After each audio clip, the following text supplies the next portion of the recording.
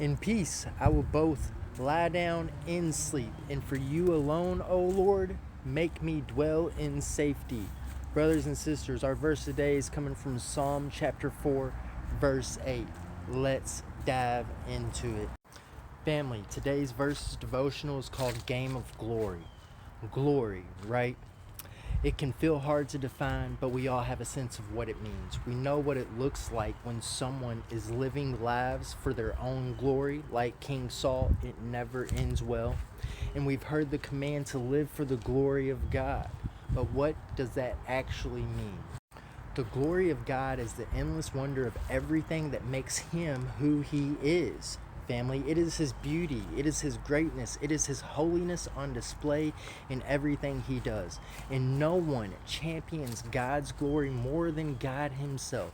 Not because He's self-absorbed, but because He's holy. He's set apart, utterly unique, in a class all His own. And yet this holy God in all His glory desires relationships with us. This is why Paul reminds us in 1 Corinthians that we cannot boast in our wisdom, strength, or accomplishments, but only in the Lord. It's why Jeremiah warns not to glory in riches, power, or might, but in knowing God. And it's why Isaiah records God saying, I will not yield my glory to another. God will share His love, His peace, even His power, but He will not share His glory. That is where the paths of Saul and David split. Saul grasped for his own glory and lost the kingdom. David sought God's glory and gained God's heart. One God could use, from the other God withdrew.